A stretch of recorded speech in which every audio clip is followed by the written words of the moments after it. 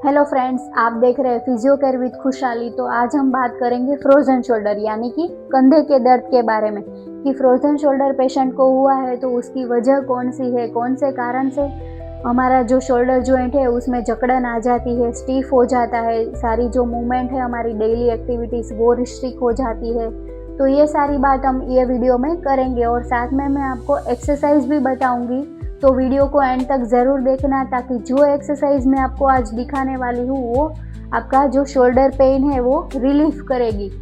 और आपके friends relatives में भी किसी को भी फ्रोजन शोल्डर यानी कि कंधे के दर्द की परेशानी है तो उसको भी ये वीडियो शेयर कर सकते हो, उसकी भी दर्द में राहत मिलेगी। और सब्सक्राइब भी कर लेना ताकि डेली आपको ऐसी एक्सरसाइज की अपडेट मिलती रहे। तो हम बात करते हैं अभी फ्रोजन शोल्डर के बारे में।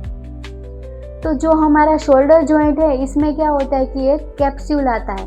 वो कैप्सूल में क्या होता है कि इन्फ्लामेशन हो जाता है। इन्फ्लामेशन हो जाने की वजह से जो हमारा कैप्सूल है वो ठीक हो जाता है। ठीक होने की वजह से उसमें स्टिफनेस आ जाती है। तो स्टिफनेस आती है तो हमारी जो सारी मूवमेंट है यानी कि ऊपर कोई चीज़ हो तो उसको उठाने में, हाथ को पीछे ले जाने में, फिर कंघी करने में यानी कि हेयर कॉम्ब करने में, कपड़े पहनने में, ये जो हमारी सारी डेली एक्टिविटीज़ है वो सब करने में हमें परेशानी आती है।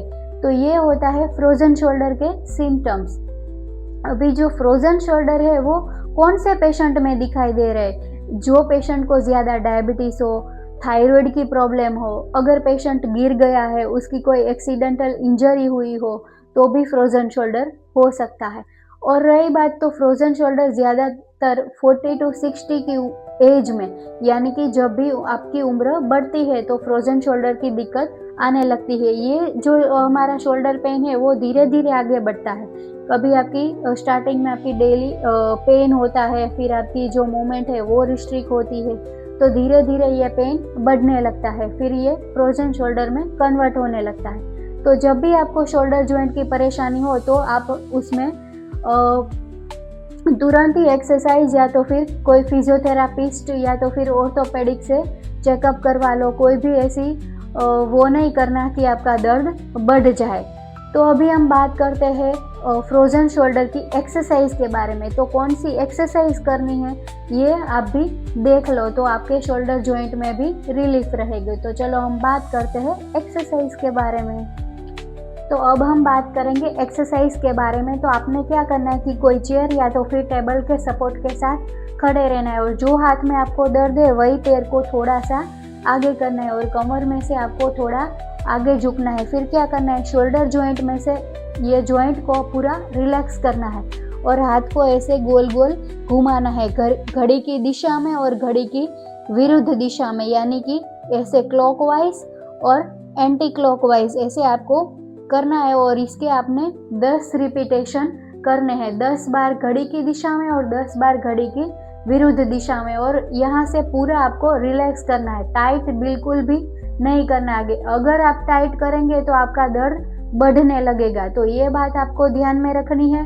और दूसरी बात क्या ध्यान में रखनी है कि आपको ज़्यादा नहीं झुकना है वरना आपको बैक पेन भी हो सकता है। तो ये बात ध्यान में रख के ये एक्सरसाइज करनी है।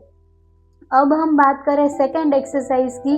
तो इसमें आपने क्या करना है कि ऐसी पोजीशन में खड़े रहना है और हाथ को अंदर और बाहर की तरफ, अंदर की तरफ 10 रिपीटेशन और बाहर की तरफ 10 रिपीटेशन, ऐसे हाथ को लोलक की तरह पूरी रिलैक्स करके ये मूवमेंट करनी है। तो इसके भी आपको 10 रिपीटेशन और 3 सेट में करना है। ये एक्सरसाइज में आपको बिल्कुल ध्यान से और आराम से रिलैक्स रह के करना है। तो आपको थोड़े ही दिनों में ये जो शोल्डर पेन है वो रिलीफ होता जाएगा। अभी हम बात करेंगे थर्ड एक्सरसाइज के बारे में। तो इसमें आपने क्या करना है कि दीवार के साथ खड़े रहना है और दीवार के सामने खड़े रह जाना है। फिर जो हाथ में आपको पेन हो उसको धीरे धीरे ऐसे सीढ़ियाँ चढ़ के ऊपर लेके जाना है और इधर ऊपर तक लेके जाना है। फिर उसको 5 सेकंड तक होल्ड रखना है, 1 2 3 4 5। फिर धीरे से हाथ को ऐसे नीचे लाना है। जब भी आप ये एक्सरसाइज करो तो आपका हाथ ऊपर लेके गए फिर धीरे इसको झटका देके नीचे नहीं लाना है, क्योंकि आप ऐसा करोगे तो आपको शोल्डर जॉइंट में झटका लगेगा और आपका पेन जो है वो बढ़ता जाएगा। तो ये बात ये एक्सरसाइज में ध्यान में रखनी है। फिर फोर्थ में आपको क्या करना है कि आपको दीवार के ऐसे साइड में खड़े रह के हाथ को ऊपर लेके जाना है और फिर होल्ड रखना है इधर 5 सेकेंड तक, 1 2 3 4 5 एंड फिर धीरे से इसको नीचे लाना है। तो ये एक्सरसाइज में अपने क्या ध्यान रखना है कि आप हाथ को ऊपर लेके गए तो आपकी अगर रेंज इतनी ही है, लाइक आपका हाथ अब आप ऊपर नहीं ले जा सकते, ऊपर ले जा सकते हो तो आपको दर्द हो रहा है, तो आपको बिल्कुल भी ऊपर लेके जाने की कोशिश भी नहीं करनी है। जितनी आपकी रेंज है, जितना आपका हाथ ऊपर जा सकता है उतना ही आपको ऊपर करना है। ज़्यादा करोगे तो आपका दर्द बढ़ता जाएगा, धीरे धीरे से ज़्यादा करना है।